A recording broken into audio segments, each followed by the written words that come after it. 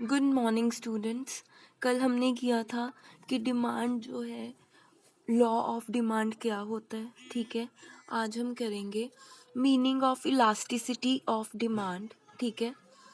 तो elasticity of demand is a technical concept. Elasticity is a measure of the responsiveness one variable to change in other. जब एक variable change होता है तो दूसरे variable पे क्या फर्क पड़ता है. Demand for a good depend upon its price, income of the consumer and price of related goods. Elasticity of demand therefore indicates how much quantity demanded of a good will change with change in its price or income of the consumer or price of related goods. तो elasticity of demand हमें ये बताती है कि कितनी quantity में change आया है, ठीक है. The elasticity of demand measures the responsiveness of the quantity demanded of a good to change in its price, price of other goods and change in consumer income. तो इसमें जो क्वांटिटी डिमांडेड होगी वो किसके बेसिस पे हम बताएंगे? Price of the good, income of the consumer और उनके रिलेटेड गुड्स की. रिलेटेड गुड्स होते हैं कॉम्प्लीमेंट्री गुड्स और सब्सटीट्यूट गुड्स, ठीक है. Elasticity of demand is of 3 type: price elasticity of demand, income elasticity of demand and cross elasticity of demand. आज हम करेंगे price elasticity of demand. Dr. Alfred Marshall was the first economist to introduce clearly the concept of elasticity of demand. Price elasticity of demand is that ratio of the percentage change in the quantity demanded of the commodity to the percentage change in the price, ठीक है. तो ये percentage change in the quantity and percentage change in the price करके show होती है price elasticity of demand. It denotes the ratio at which the demand contracts with a rise in price and extend with a fall in price. ये बताती है कि कैसे जो demand है वो कम हो रही है और कैसे वो बढ़ रही है जब प्राइस चेंज होता है. There is an inverse relationship, आपको कल भी बताया था. और accordingly elasticity of demand is expressed by minus sign, क्योंकि इनवर्स रिलेशनशिप है, मींस नेगेटिव रिलेशनशिप है. तो आपको जब सम सॉल्व करना है या कोई भी आपको प्रैक्टिकल क्वेश्चन आता है तो आपने आगे नेगेटिव साइन डालना है. Next is what is price elasticity of demand. Doctor Alfred Marsh, तो ये हम ऊपर भी डिस्कस कर चुके हैं, तो इसमें थोड़ा क्लियरली पिक्चर में आ गया. नेक्स्ट इज फॉर्मूला इसका. Percent elasticity of demand is equal to, ये देखो यहाँ पे नेगेटिव का साइन डाला हुआ है, आगे लिखा है percentage change in quantity demanded over percentage change in price. Supposing fall in price by 10% is followed by extension in demand by 20%. ठीक है. Fall is price is indicated by minus. ठीक है. On multiplication of these minus sign it turns to plus sign. ठीक है. ठीक है जी, आपको ये समझ लग गया. इसमें क्या आएगा कि हमने ऊपर क्या है क्वांटिटी डिमांडेड बताई है, क्योंकि प्राइस जो है वो कम हो गया तो इसलिए लोग जो है ज़्यादा क्वांटिटी डिमांड करेंगे. तो अगर हम इसकी कटिंग करते हैं तो ये आएगा -2, और ऑलरेडी यहाँ बाहर ब्रैकेट में माइनस है तो माइनस माइनस प्लस होता है. That is why minus sign is not put before the figure of elasticity of demand, rather it's put before the formula of elasticity of demand. इसलिए ये जो साइन है ये elasticity of demand के आगे नहीं डाला. Next is definition. In the words of Dr. Marshall, elasticity of demand may be defined as the percentage change in quantity demanded divided by percentage change in price. आप इसमें से कोई भी definition कर सकते हो जो आपको इजी लगे, ठीक है. Next is degree of price elasticity of demand. तो ये आप देख लो, ये 5 तरह की होती है: perfectly elastic, perfectly in elastic, unitary elastic, greater than unitary elastic, and last is less than unitary elastic और in elastic.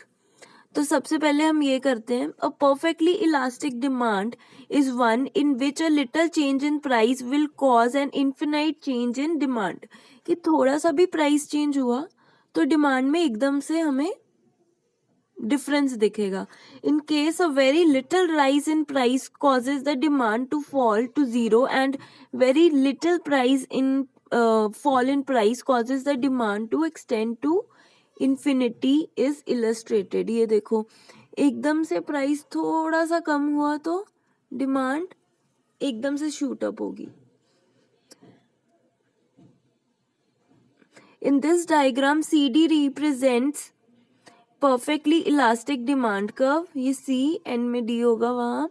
It is parallel to OX axis. It implies that if price rises little more than 4, ठीक है, ये 4 है, the demand will contract to 0.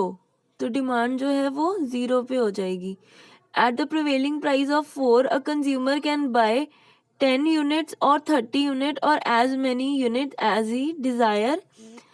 In this case, demand will be perfectly elastic. और ये आप ये कर लेना साइंस याद. Under perfect competition, demand curve of a firm is perfectly elastic. Next is figure 2. A perfectly inelastic demand is one in which change in price produces no change in the quantity demanded. Shows perfectly inelastic demand curve. ये होता है जैसे diamond हो गया, ठीक है, जो luxury products होते हैं उन पे.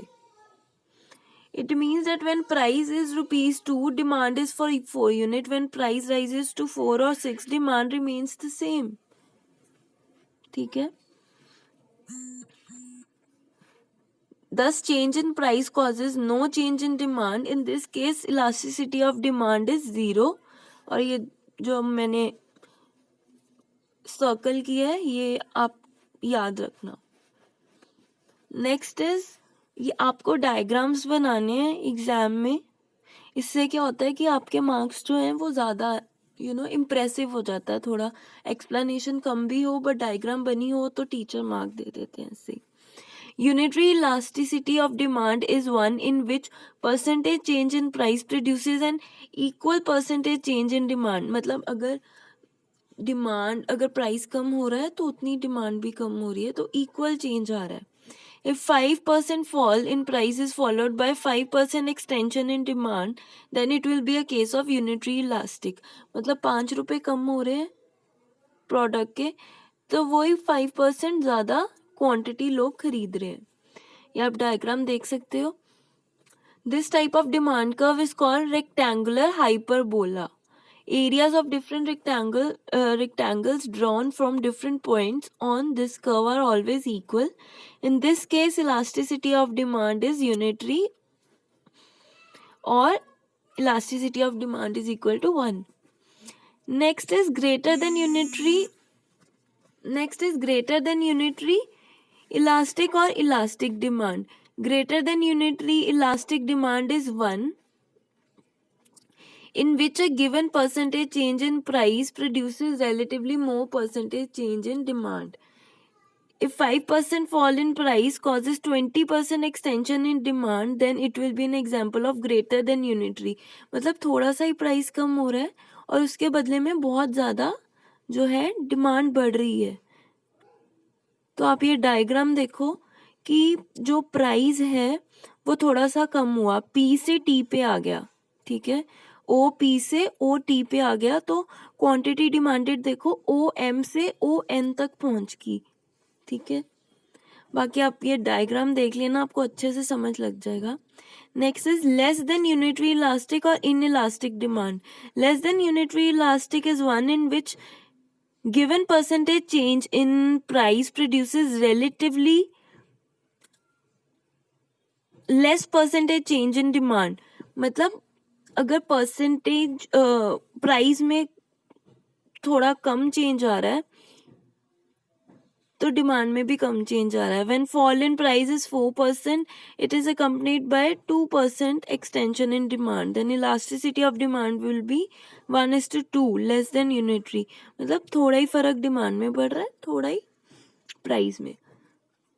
तो अगर आपको इजी वे में याद रखना है तो आप ये description, degrees of elasticity, value of elasticity coefficient ये याद कर सकते हो। आई होप आप आज का आपको ये टॉपिक क्लियर हो। इफ कोई भी डाउट है आपको तो let me know. Thank you.